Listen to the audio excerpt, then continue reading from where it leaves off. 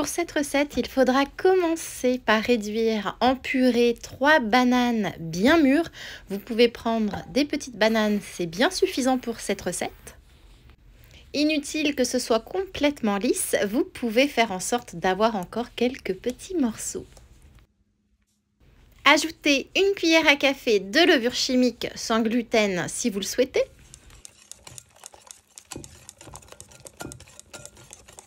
Ajoutez 2 œufs de gros calibre.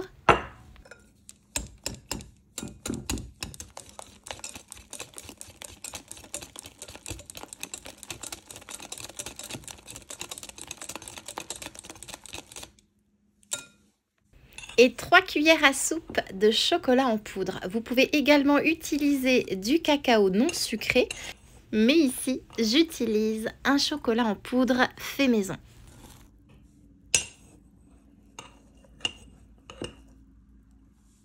Mélangez jusqu'à ce que ça se soit bien incorporé.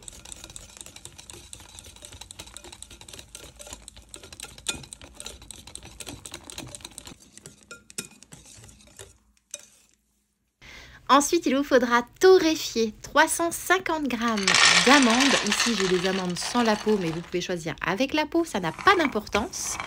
Donc pour cela, vous les faites cuire à la poêle quelques minutes à feu moyen. Vous disposez le tout dans un robot blender et vous mixez jusqu'à obtenir de la crème d'amande. Puisqu'ici, le but n'est pas d'avoir du beurre d'amande, mais bien de la crème, c'est-à-dire un peu plus épais et donc moins liquide que le beurre d'amande. Comme on utilise les amandes qui viennent juste d'être torréfiées, c'est assez rapide pour obtenir le bon résultat. Bien évidemment, vous pouvez remplacer les amandes par exemple par des cerneaux de noix, des noix de cajou ou bien encore par des cacahuètes.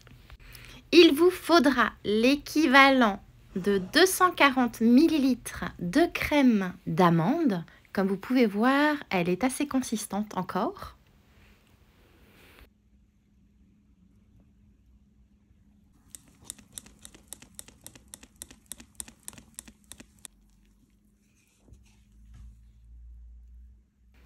Ajoutez une grosse poignée de pépites de chocolat noir.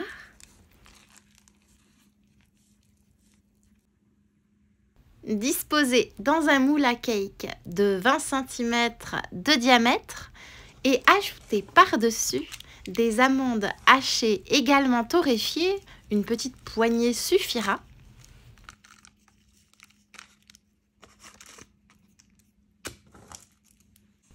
Et quelques morceaux de noisettes que j'ai coupés en deux.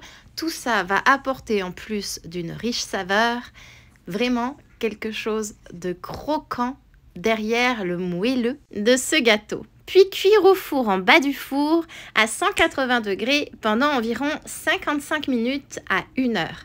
Laissez-le tranquillement refroidir et coupez-le en tranches afin de le déguster. Ce gâteau à la banane et au chocolat est sans farine. C'est un gâteau sans farine, sans gluten, qui est assez rapide à faire et qui va vous régaler pour le dessert. Et vous voyez, les pépites de chocolat ont laissé un peu d'humidité dans le gâteau qui le rend fondant. Et maintenant, il ne me reste plus qu'à vous souhaiter une délicieuse dégustation.